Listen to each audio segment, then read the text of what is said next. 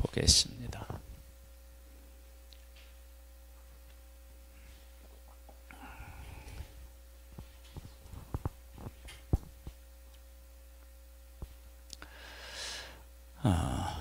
하나님의 백성에게 그 반년을 지나고 또 반년을 시작하는 7월이 되면 첫째 날 그리고 10일 그리고 15일 이렇게 하나님 앞에 이제 제사가 있어요. 제사가 있는데 세 번째 15일에 드리는 제사는 15일로부터 시작해서 22일까지 연속으로 8일 동안 하나님 앞에 제사를 드려야 됩니다. 그러니까 사실 하나님의 백성들에게 있어서 7월달은 제사 드리는 달이다 라고 해도 과언은 아닌데, 사실 하나님의 백성들이 하나님 앞에 제사 드리는 날이 꼭 7월달만 있는 것이 아니에요. 그러니까 하나님의 백성들에게 있어서 제사는 우리로 그냥 막 이렇게 속된 말로 표현하면 허구한 날 제사가 있는 거예요. 예? 그러니까 하나님의 백성이 제사를 떠나서는 살 수가 없는데, 이렇게 하나님 앞에 많은 제사를 드릴 때 하나님의 백성들이 이 제사에 불만을 가질 수 있다고요. 그러면 불만을 가지지 않고 감사와 기쁨으로 제사를 드린다.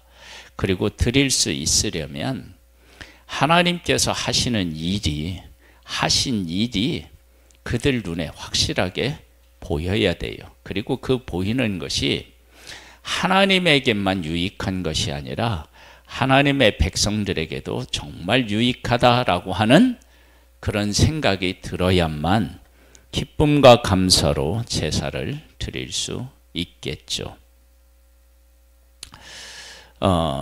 그러면 이렇게 하나님의 은혜에 대해서 생각해 보면서 우리는 하나님 앞에 예배를 드릴 때 하나님이 하시는 일이 정말 우리 눈에 보이나? 하나님이 내게 하신 일들이 내게 정말로 예배를 드려야만 되겠다라고 하는 생각에 이를 만큼 그 일에 대한 감사와 그 일에 대한 은혜에 대한 그러한 마음들이 우리에게 지금 살아있느냐, 이런 문제는 정말로 중요합니다. 한번 볼까요? 7째 달에 이르러는 그 달 초하루에 성회로 모이고 아무 노동도 하지 말라. 이는 너희가 나팔을 불 날임이니라. 그래서 나팔절이라고도 하는데요, 성회로 모이고 아무 노동도 하지 말라는 얘기는 온전히 제사에 몰두하고 전념하라는 의미가 아니겠어요? 그렇다면 우리가 어떤 일을 할 때 그 일을 전심전력하기 위해서 한다 그러면 그 일에 대한 가치가 그만큼 있어야 전심전력하지, 그러지 않으면 전심전력할 수가 없어요. 그리고 할 의미도 별로 없어.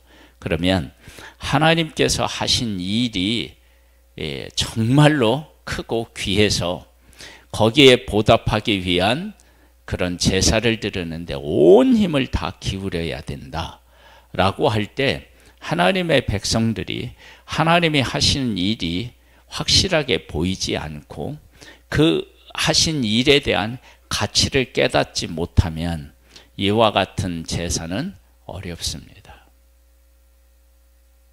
그러니까 형식으로 갈 수가 있고요, 불평하고 불만을 가지고 제사할 수도 있는 것입니다. 그 다음에 7절에 보면 7째 달 열흘날에는 너희가 성회로 모일 것이요 너희의 심령을 괴롭게 하며 아무 일도 하지 말 것이니라. 7월 10일은 무슨 날이라고요? 속죄일이에요. 속죄일은 하나님의 백성 전체가 하나님 앞에 제사로 나아가서 제사함을 받고 온 백성이 하나님 앞에서 거룩하게 되는 날이에요. 자, 그러면 한번 생각해 보세요. 하나님의 백성들에게 있어서 가장 중요한 덕목은 뭐냐? 그러면 거룩이에요. 왜 거룩해야 되느냐? 아주 간단하고 단순하고 확실해요. 그것은 하나님, 거룩하신 하나님이 그들 가운데 계시기 때문이에요. 그러니까 거룩한 하나님이 계시다라고 하는 것, 그들과 함께하고 계시다라고 하는 사실을 이렇게 제사를 통해서 그들이 고백하는 거예요. 그러니까 하나님이 함께 하신다, 그리고 하나님이 함께 하시는 것에 대한 가치를 제대로 모른다 그러면 제사를 드릴 필요도 없고 드린다 하더라도 바르게 드릴 수가 없습니다. 그러니까 이제 특별히 이제 하나님의 백성이 거룩해야 되는데 거룩하게 되는 일들이 개별적으로 이루어져요. 그런데 이 속죄일에는 하나님께서 하나님의 백성 모두를 위해서 제사 드리게 하셨고 그 제사가 하나님 보시기에 기쁘게 드려지면 하나님의 백성 모두가 거룩하게 돼요. 그러면 하나님의 백성을 이렇게 전부를 거룩하게 하신다라고 하는 것은 하나님이 하나님의 백성 전체 가운데 계시고 그리고 그 계실 때 한 사람 한 사람이 다 거룩하기를 원하신다라고 하는 사실을 우리가 알 수 있습니다. 그러면 이런 일들을 통해서 우리는 무엇을 깨닫게 되느냐? 그러면 하나님은 우리 한 사람 한 사람도 거룩하기를 원하시지만 사실은 하나님의 백성 전부가 거룩하기를 원하시는 것처럼 우리 모두가 하나님 앞에 거룩하기를 원하신다라고 하는 것을 알 수 있어요. 그런데 그렇게 거룩해야 되는데 그들 스스로는 거룩하게 될 수 있는 길이 없어요. 그러면 어떻게 해야 되느냐? 하나님의 말씀을 따라서 흠없는 제물을 가지고 하나님 앞에 드림으로 거룩하게 된다고요. 자, 이제 12절을 보면 일곱째 달 15째 날에는 너희가 성회로 모일 것이요 아무 일도 하지 말 것이며 이래 동안 여호와 앞에 절기를 지킬 것이니라. 그래서 이제 또 장막절이에요. 그 다음에 이제 그 17절에 보면 둘째 날에는, 그리고 20절에 보면 셋째 날에는, 23절에 보면 넷째 날에는, 그리고 26절에 보면 다섯째 날에는, 그 다음에 29절에 여섯째 날에는, 그리고 32절에 일곱째 날에는, 그리고 35절에 여덟째 날에는 장엄한 대로 모일 것이요 아무 일도 하지 말 것이며 번제로 여호와께 향기로운 화제를 드리되 수송아지 한 마리와 순양 한 마리와 1년 되고 흠없는 순양 7마리를 드릴 것이며 그 소제와 전제는 수송아지와 순양과 어린 양의 수율을 따라 규례대로 할 것이며 상번제와 그 소제와 그 전제 위에 순염소 한 마리를 속죄제로 드릴 것이니라. 너희가 이 절기를 당하거든 여호와께 이같이 드릴지니 이는 너희의 서원제나 낙헌제로 드리는 번제, 소제, 전제, 화목제 외에 드릴 것이니라. 그것도 드리고 이것도 또 드려야 되는 거예요. 모세가 여호와께서 모세에게 명령하신 모든 일을 이스라엘 자손에게 말하니라. 그래서 제사가 하나로 끝나는 것이 아니라 중복되게 다 드리는 거예요. 그러면 그냥 하나로 퉁치면 안 되냐 그러는데 하나님은 그런 게 아니에요. 다 드려야 돼요. 그러면 그 제사마다 특징이 있는데 그 특징적인 것들이 다 고백되어져야 된다라고 하는 것을 우리가 알 수 있습니다. 이제 30장으로 가보면 이제 서원에 대한 이야기가 나오는데요. 하나님 앞에 서원을 한다는 얘기는 하나님이 베풀으신 은혜에 대해서 깨달아 알았고, 그리고 그 은혜에 대해서 내가 보답하는 양으로 내가 이렇게 살겠습니다라고 그렇게 다짐하고 그렇게 자신을 드리는 거예요. 그러면 이런 사람들이 등장한다라고 하는 것은 어떤 의미가 있느냐? 그러면 하나님께서 그들 가운데 이처럼 확실하게 일하고 계시다라고 하는 것을 보여주는 거예요. 그러니까 서원하는 사람들은 그냥 서원하는 게 아니잖아요. 하나님으로부터 받은 은혜가 있기 때문이잖아요. 그래서 우리가 얘기한 것처럼 한나 같은 경우는 분인나가 자식을 못 낳는다고 얼마나 그냥 공격을 했는지 도저히 그냥 살 수가 없어서 하나님 앞에 서원하며 기도해서 아들을 얻게 되죠. 그리고 그 아들을 평생 하나님 앞에 드리겠습니다 라고 서원을 하고 그렇게 또 하나님께 바칩니다. 그러면 한나 같은 경우는 이제 자식을 낳지 못해서 그렇게 괴롭힘을 당했을 때 아들을 하나님이 주셨다. 그러면 그게 얼마나 감사한 일이겠어요. 그런 감사를 깨달았을 때 하나님 앞에 어떻게 하냐면 서원하는 것을 보게 됩니다. 그러면 한나의 생애 속에 자식을 낳지 못했는데 아들을 드렸다고 하는 것은 그에게 자식을 주셨다라고 하는 어떻게 해요? 가장 확실하게 보이는 은혜잖아요. 그런 은혜들을 그 사람에게만 주는 것이 아니라 하나님의 백성 한 사람 한 사람에게 그 은혜를 주신다는 거예요. 그래서 서원하는 사람이 있다라고 하는 것은 내 삶에도 하나님이 저렇게 일하시지라고 하는 사실을 깨달아 알고 나를 위해서는 하나님이 어떤 일을 하셨지 깨닫는 기회가 또 되는 것입니다. 우리가 이제 이런 것들을 우리가 바르게 알게 되면 우리가 어떻게 해야 되느냐? 내게 받은 은혜를 깨달아 알고 하나님 앞에 어떻게 해요? 감사함으로 나도 하나님 앞에 제사 드리는 일이 필요하다. 이제 그다음에 이제 31장으로 가보면은요. 정말 놀라운 일이 있어요. 그 놀라운 일은 뭐냐? 그러면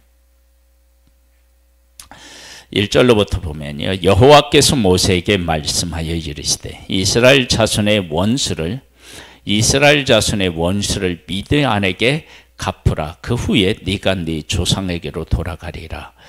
모세가 백성에게 말하여 이르되 너와 함께 있는 사람들 가운데 전쟁에 나갈 사람들을 무장시키고 미디안을 치러 보내어 여호와의 원수를 갚되. 여기 보면 하나님 이스라엘 자손의 원수를 미디안에게 갚게. 그래서 하나님 자손의 원수가 미디안이고요. 또 그들은 누구의 원수이기도 하냐면 하나님의 원수이기도 합니다. 그러니까 하나님과 하나님의 백성은 원수가 어떻게 해요? 같은 거예요.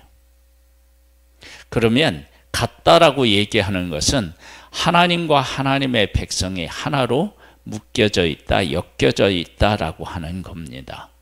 그러니까 하나님께서 이 앞에 이제 우리가 제사도 나오고 서원도 나오는데요. 그 제사와 서원에 대한 가장 확실한 그 고백이 뭐냐면 미디안에게 원수를 갚는 거예요. 그럼 미디안에게 원수를 갚는 일이 왜 앞에 있는 것하고 그렇게 연결이 되느냐? 그러면 하나님의 백성의 원수가 미디안이고 하나님에게도 원수가 미디안이면 둘은 어떻게 해요? 같이 묶여 있다라고 하는 거예요. 그러면 앞에서 내가 하나님에게 서원하고 하나님 앞에 제사 드리고 하는 모든 것들은 왜 그러한 일들이 일어나느냐? 그러면 하나님과 하나님의 백성은 하나로 묶여져 있다. 그래서 하나님이 거룩하니까 그 백성들도 어떻게 해요? 거룩해져야 된다라고 하는 거예요. 그러면 이런 말씀을 우리가 이제 들으면서 어떤 것을 우리가 이제 느끼게 되고 배우게 되느냐? 그러면 나라고 하는 한 존재는 하나님이 베풀어 주신 은혜에 대해서 어떻게 어떤 확신을 가지고 있고 하나님의 베풀어 주신 은혜에 대해서 얼마나 잊지 않고 기억하고 있는지, 그리고 그 하나님과 나는 어떤 관계에 있는지에 대하여서 질문을 하고 거기에 대한 답들이 무엇으로 나타나야 돼요? 하나님의 백성들은 제사로 나타나고 서원으로 나타났다면 우리들도 예배로 나타나고 하나님 앞에 나 자신을 어떻게 드리고 있는지 그런 모습을 통해서 이런 것들이 나타나서 하나님 앞에 보여져야 됩니다. 그러니까 하나님의 백성들이 유월절, 그러면 이제 애굽에서 나왔다 그러면 유월절은 영원한 규례잖아요. 그러면 그 유월절에 대한 것을 이렇게 해마다 드리도록 하라고 하신 것은 그 구원에 대한 하나님의 마음과 그리고 구원을 통해서 하나님이 이루시고자 하는 일들은 영원히 지속된다라고 하는 것을 말씀하신 거 아니에요.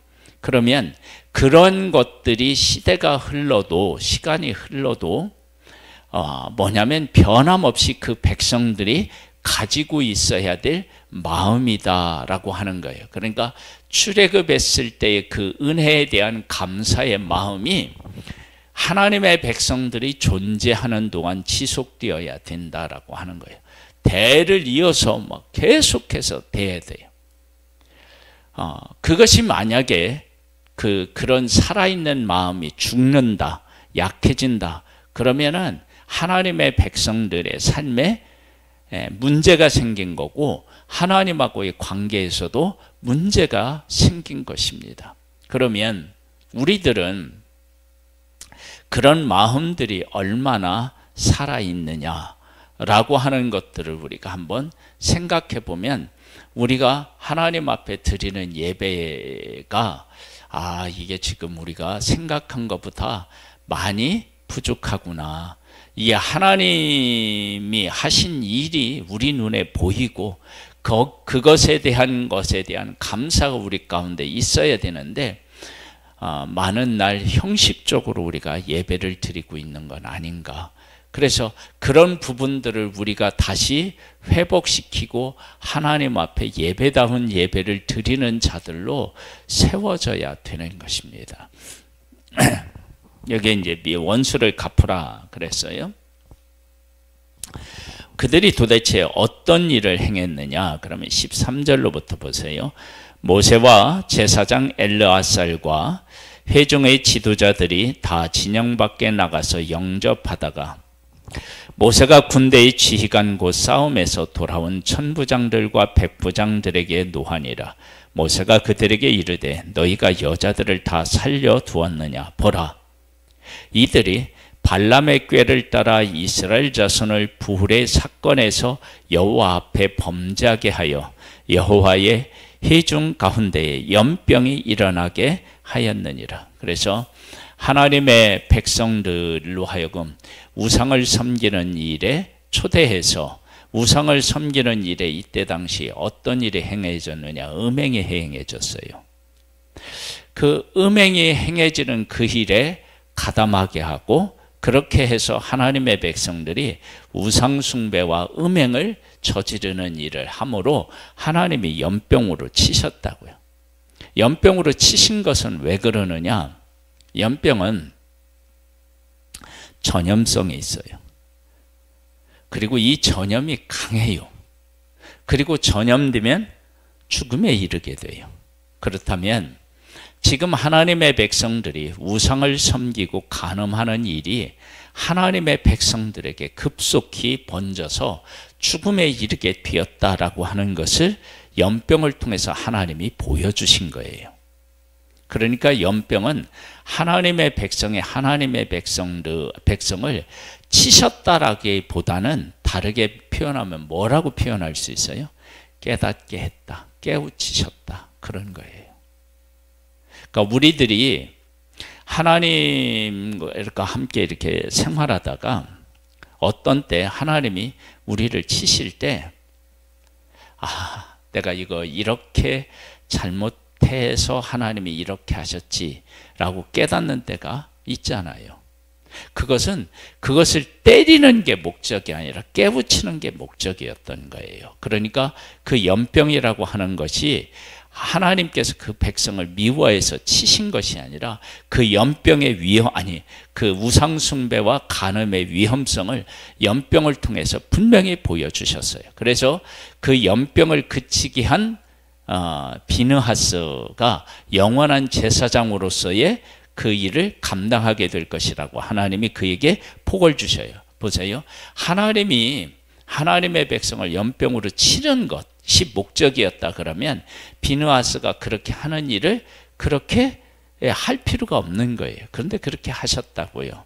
그래서 이것은 하나님의 백성을 하나님이 미워해서 치신 것이 아니고 하나님의 백성들을 하나님은 여전히 사랑하셨는데 그러나 그들의 잘못이 얼마나 큰지를 그들이 모르고 지금 잘못을 저지르고 있다고요. 그래서 하나님이 어떻게 하시느냐? 그들을 어떻게 해요? 그들에게 연병을 보내서 지금 하고 있는 그 우상숭배와 간음이 연병과 같이 급속도로 너희들에게 지금 퍼지고 있고 그 일로 인해서 너희들은 죽음에 이르고 있다. 그것을 하나님이 보여주셨고 그 보여주신 것들을 하나님의 백성이 알고 난 후에 비느하스를 통해서 어떻게 해요? 연병을 그치게 하셨다고요. 그리고 비느하스를 통해서 그치게 하시고 난 후에 그 일에 쓰임받은 비느하스를 복 주시는 것을 보게 돼요.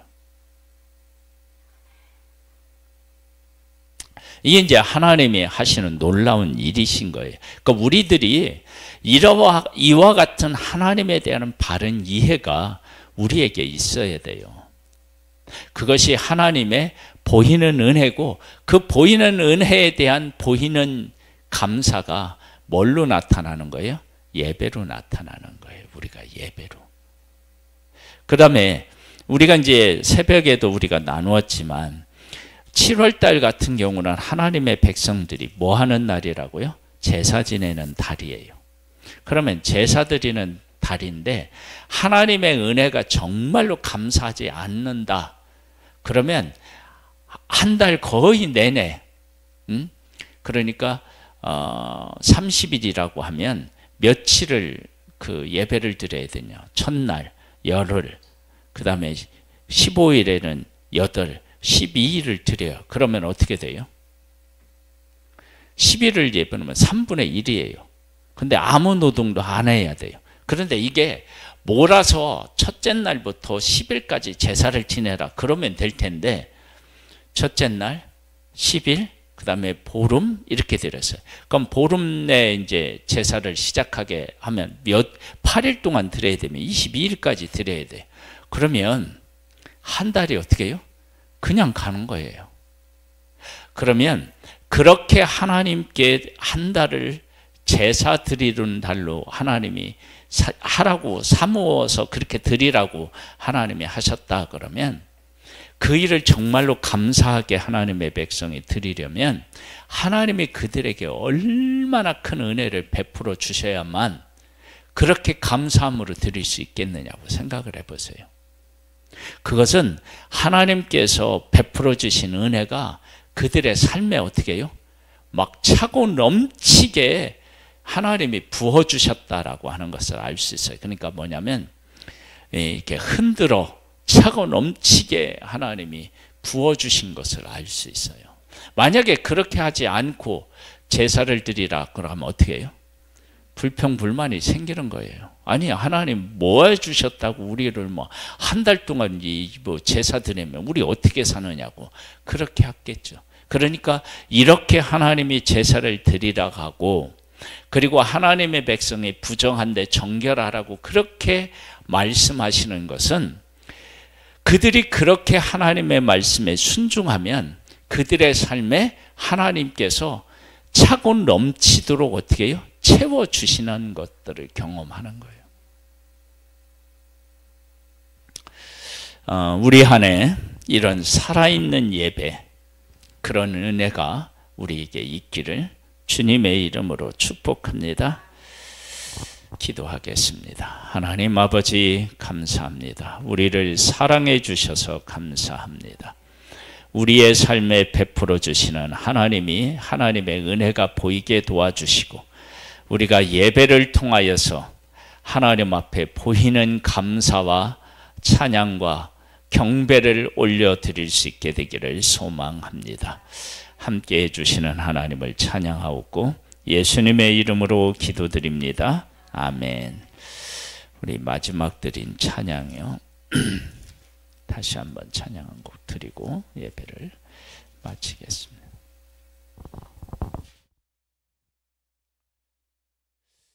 예수를